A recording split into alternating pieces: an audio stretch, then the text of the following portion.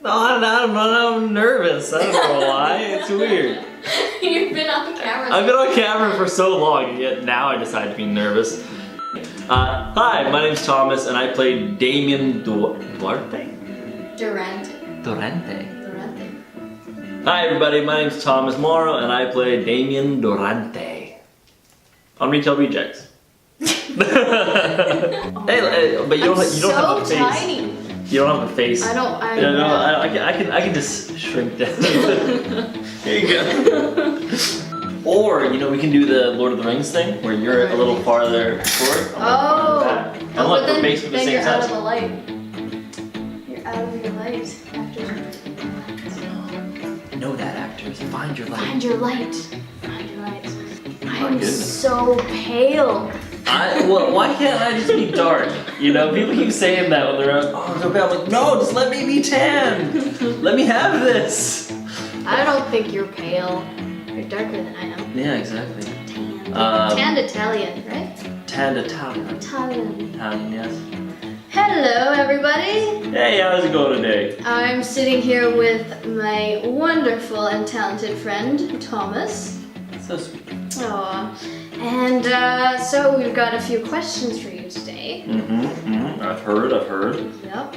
All right, so first question. How did you get involved with Retail Rejects? Oh, that was a casting call, actually. Tiffany put out a call on Vancouver Actors Guide, and I happened to be perusing the website that day, found it, read the synopsis, having worked like at least a decade in retail. I read it, and I'm like, Damien.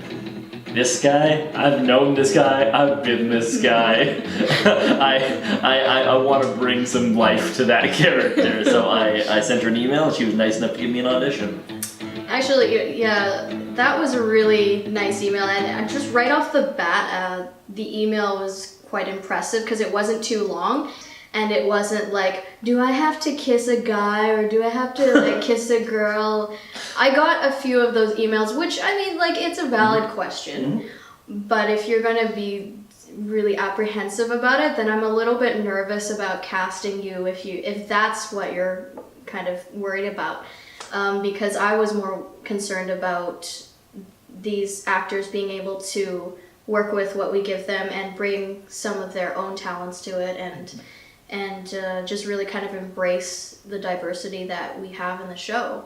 Definitely. Oh, I remember I was on a short film set maybe only a few months before that, and there was a scene where I'd have to kiss a guy that was dressed up as a girl, and I was like, yeah, sure, that's like that's a Killer what the role. Song. Yeah. And I went to do it, and the other guy was just so nervous, and he made it weird. He made it weird, okay? I was fine. Yeah. This is fine. Well, in the audition, I remember, I think Thomas was the second or third person that we saw that day, because we got a lot of submissions I only put out a notice for Ella and then one for Damien, because the other roles were not fully written yet, and we just wanted to see how people acted and see their skill set. So I was already super excited actually to see Thomas audition, just based off of his resume and the headshot and the email, his excitement, enthusiasm for actors, definitely a huge bonus. So we were looking forward to it, and so I remember we had a few casting associates. And I came in really disappointing. It was bad. And we just, everybody else didn't show up. So. It was pity. It was 100% a pity call. Yeah, you're about second or third person that came in, and same kind of enthusiasm, and he was loose. He took direction really well. At some point, I gotta find your audition and show you. So hey, and actually, we should also say that the audition was the monologue addressing in a meeting. So it was just me talking, for quite a while, and it was an intimidating audition to get, but I was. I remember that kind of confidence though. I saw when he walked into the room, I thought it was kind of like bogus before when people say like, you know when an actor has a role when they first kind of, before they even say anything. And it's really true because Thomas walked in and we're just like, this guy. Like right away I looked at my friend and I was like, because we were casting together, and we looked at each other like, this guy's gonna be good. So another person afterwards, they're like, yeah, at first, I thought he was a bit arrogant, but that really worked. I was like, no, he's in character. Yeah, He's in character. So you actually set the bar that day for all the guys that walked in. And so we saw Zlatko audition for Damien as well. And that was interesting because he had his audition on tape. So on tape. On a link. On a link.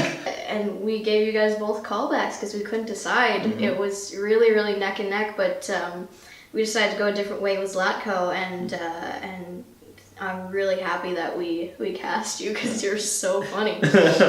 Oh, well, this next one's kind of similar to that. What drew you to the role of Damien? I've worked under a Damien or two, and I've also been a Damien. I managed a retail cell phone store for 2 years, and I was assistant manager for a year, so it just like totally understanding that you want to be like nice to your employees, but just not understanding because head office is telling you one thing and you've got to do that. It's when I saw that and saw the humor that was going to be brought to that, and that I could laugh at myself and being in that role, that's kind of what really intrigued me about it. Okay, how are you similar and different from him? I'd say similarity would be just like the driven personality. Damien's definitely a driven person. He started in the basement. Second floor. So I definitely say in that sense, moving your way up through a company, I definitely have the drive to do that. I'd say that where we were different is I didn't toe the company line exactly as much as Damien did. I would say that I was a little bit more hip, a little more with it with the kids and their boom music. Their boom music? Yeah. Okay. Speaking of music, what kind of bands or music would Damien have on a playlist? Oh, I like music-wise, I'd definitely say he's a big Lady Gaga fan. See that?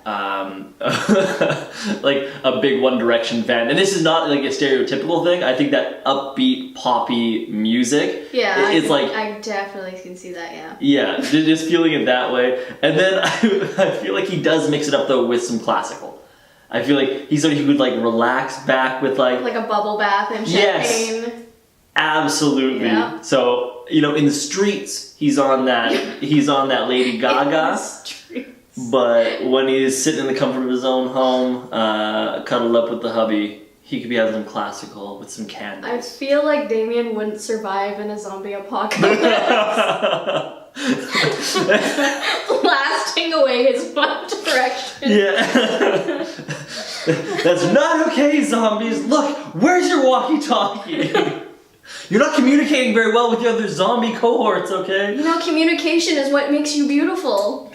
I'm just feeling not very optimistic or inspired about this.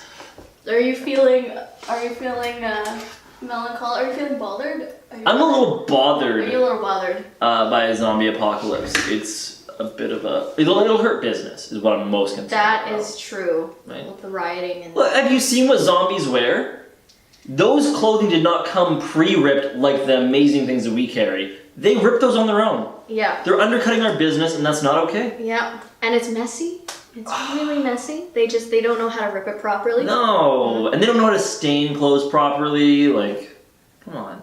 That's just... Zombies. Step your game up, okay? It's not going to be a zombie retail rejects episode. No, but we could. Oh, we could.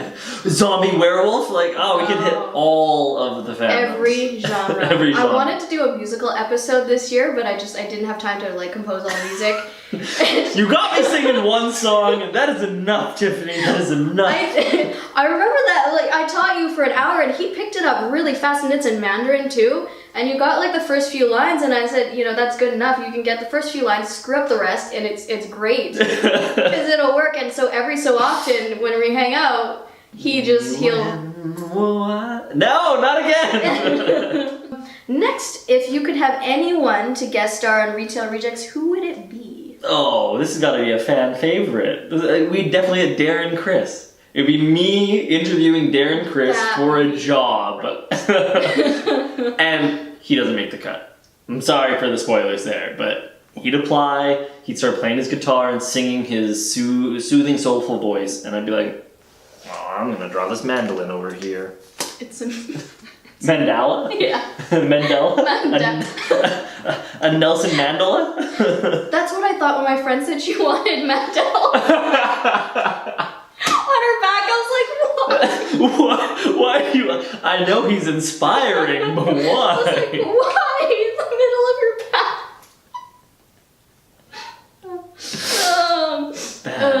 back. Bad. How did we get to Darren, Chris, and Nelson?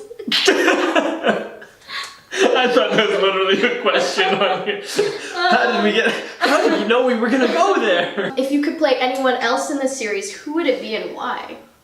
If I could play anyone else in the series, who would I play and why?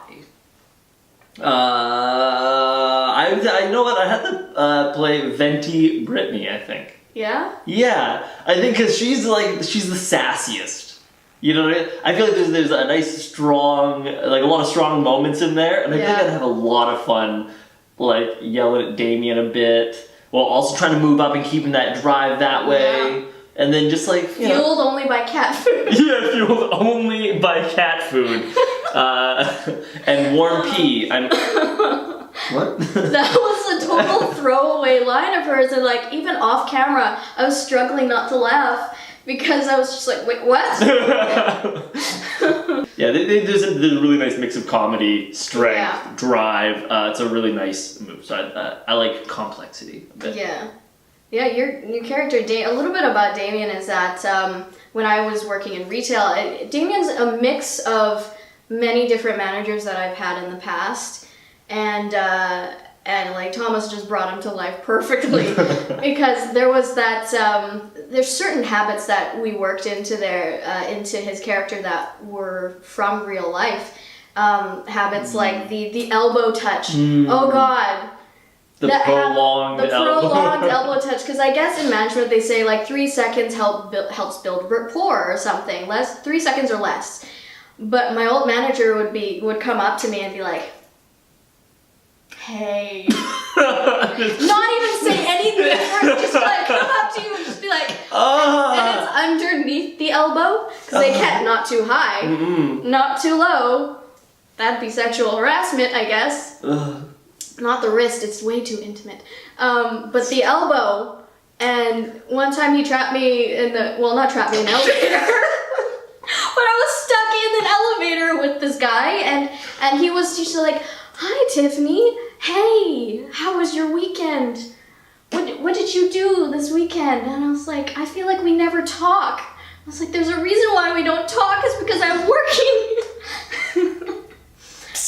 Most uncomfortable. Yeah, right? Just for a good 30 seconds there, it felt like an eternity.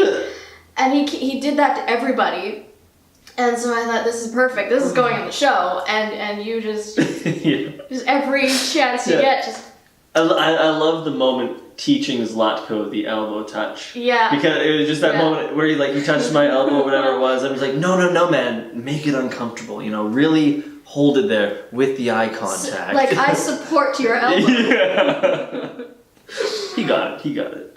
Keep wearing your hat that way.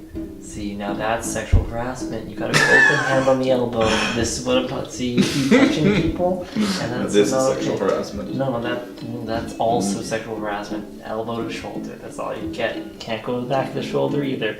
Just kind of this area. Just okay. Tricep, elbow. Tricep, pretty much the whole conversation. Wonderful. And then you move it the way, and that could be awkward as well. If you want it to be. If you feel it to be. Dude, you make me To blush. get it? I do. Yeah. Lower. No, I can't go lower. Oh, I see what you did there. Can't. Goes down. When you find that, like, the first person who you were like, oh my god, like Yeah. you know, I truly care for Oh you. my god, like this person irritates the crap out of me. Yeah. But Yeah, there is that too. but I like them a lot. You know what that does to us when it's so new, especially for Ella to Yeah. be in this situation, like how that And translates. they don't know what each other is like in a relationship. Exactly. They know each other as like frenemies. Yeah, I mean, we didn't even like you. Well, she didn't like me. No. I mean the coffee thing. I did eat a delicious breakfast today. I wanted y'all to know that because I did not have time to Instagram it. That's the State of the Union, everyone. Thank you. Until next year.